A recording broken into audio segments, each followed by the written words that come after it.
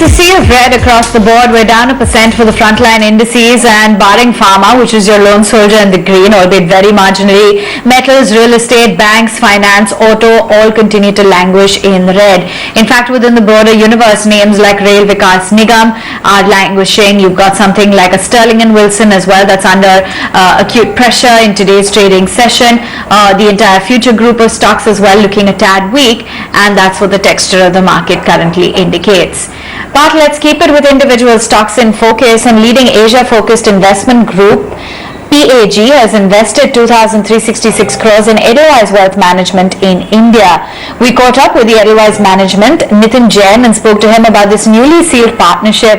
Let's listen into this conversation with my colleague Ajay Sharma, talking a little bit more about what this deal means. I think, as you're aware, we've been working on this transaction for some time now, and the transaction did close between the principals around 6 months back, and now we were waiting for the approvals. All the approvals have been done, the monies have been received, and the final dotted lines have been signed, etc., etc. So that's finally the end of the transaction in that sense. At the end of this, what the new shareholding of Edelweiss Wealth Management would be very simple: 61.5% with PAG and 38.5% with EFSL, Edelweiss Financial Services Limited. And EFSL also retains a right to buy back around 5% odd from PAG over a period of time. Right. Nitin, let's talk about the strategic objective which the company and the top management, including you, have tried to achieve with this transaction. Big global money has been eyeing Indian market because of the changing landscape. More affluent investors are emerging here for some time now, and it's panning out. Talk to us about this partnership which you have struck in. What does the direction of the company go from here on now with this kind of a partner? Yeah, sure, Ajay. I think we have discussed this in the past. Wealth management in India, I think, is one of the fastest growing spaces within the financial services space, right? We feel that the total household wealth in India is around 300, maybe $3 trillion of assets, under $300 trillion, and of which we feel around 10 to 15% is assets which are actually advised by organized wealth managers.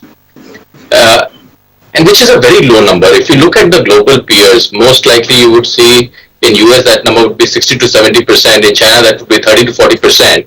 So if you see the compounding of household wealth and you add to that the penetration levels increasing over a period of time, you'd realize that this space can easily grow at 20% odd for the next 10 years.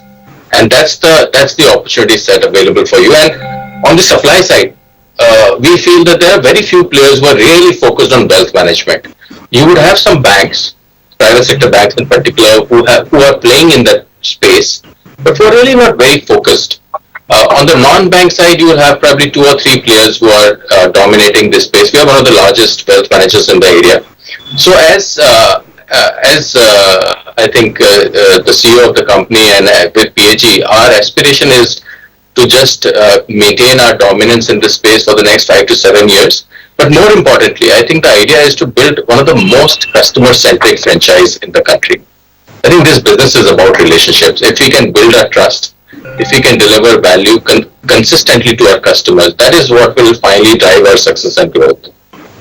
Right. That's a wonderful point. A 20% growth visibility for next 10 years is some runway. And then, we here in markets keep discussing about what kind of runway of growth does the business offer. That's interesting to know. What is also keeping the street quite excited is, the angle you have discussed about unlocking shareholder value, demerging this company and eventually getting it listed on the exchanges. Very few asset management plays are there represented in the markets right now. Talk to us about that and what kind of roadmap would that take? Yeah, I think that's an important one from a EFSL point of view.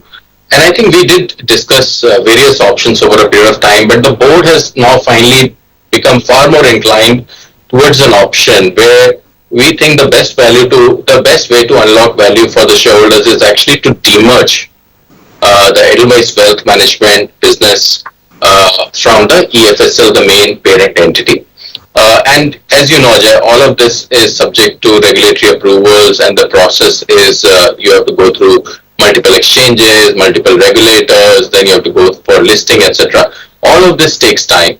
So now I can't give very specific guidance in terms of timeline, but the intent is very strong to just go ahead and do a demerger of EWM from the parent entity, and hopefully over the next year and a half or 2 years, we should see two listed entities. One might be Edelweiss Wealth Management, and one be EFSL, the parent entity.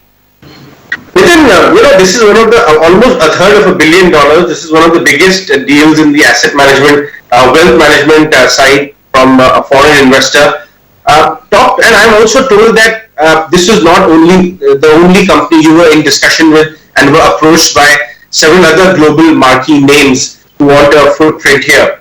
Talk to us about what global investors are looking at here in India. You have a good handle having discussed this with so many players, and finally clinching with PAG. And also, apart from the financial muscle, what else does PAG bring in this partnership and the franchise growth which you've talked about earlier? So absolutely, Ajay. I think I must say that in the middle of the COVID crisis, when this deal was done, we feel that we were quite lucky to have very, very marquee, some of the largest private equity firms in the world in discussions with us, and keen to have partnership with us in the wealth management space. In some sense, it's probably a reflection of the quality of business that the team has been able to build. What I sensed in all those conversations and in other conversations which we have with the investors who are looking at India seriously, the first critical box is what you highlighted earlier, is the opportunity set, right? How big is the runway? So because most of these investors, don't forget, are coming for 10, 15, 20 years, right? So they're looking for ideas where you can see growth for the next decade or so. And I think in financial services, particularly as I said in wealth management, that was never an issue. So we were lucky in that sense that we were in a space which is exciting enough for the next decade or so. The second is, of course, the management team. They're very focused in terms of how strong is the management team, what is the depth in terms of the team, is it dependent on one person, is it a set of people who are running the organization, how strong is the franchise, what is the affiliation between the customer and the franchise. So I think those are the things that are very important from an investment point of view. So as a combination of the industry opportunity and the strength of the management team, I think those decisions are made. And finally, I'm very happy that we went with PAG. Just to give you a little more on PAG, what they bring to the table. First of all, as I'm sure a lot of you would know, one of the most successful private equity firm, Asia-focused private equity firm in the world. It's a $40 billion assets under management. And I must tell you, Ajay, I did discuss with a lot of investee companies of PAG before this investment was made. As you would realize, because this was a very important partnership, even from a management team's point of view. And the feedback that we got on the people, on the way they conduct themselves, the way the investee companies have grown under PAG has been absolutely outstanding. So I think more than capital, it was also equally important for us, the people that we are partnering with. And that comfort for us probably was the one which tilted the scales in the favor of PAG. Right. Very quickly, one last word I wanted from you, some color.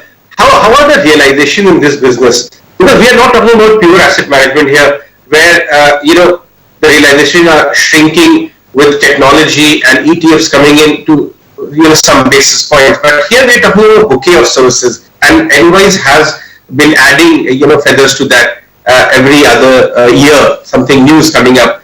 Talk to us about some color on profitability of wealth management now with your bouquet of services. What new products would you be looking at adding over the course and making it even more richer? Actually, Ajay, that's a very important question, and I think it's important to realize that wealth management is very different from asset management, right? And hence, to build a scalable, profitable franchise, you have to understand the lifetime value of the customer, which means that at the time of the acquisition, you don't necessarily become profitable. And the only way you become profitable with the customer over a period of time if he is able to consume multiple services through multiple channels with you. And hence a full-scale platform which is able to deliver multiple solutions to the customer is very important.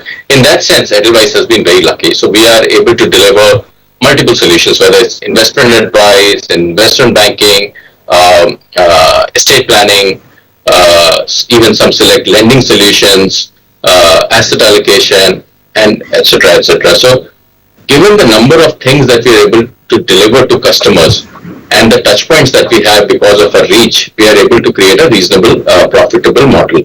The yields, when I look at the profit or the revenue upon the assets, that's how we track our revenue yield, typically range around 80-85 basis point, and that's where it has been for the last 5-6 years, despite the change in the mix of the product, change in the market cycles. 80 to 85 bips is where it typically stays. Okay, that's a slice of how wealth managers have been navigating through the markets. But what is the market up to right now? We're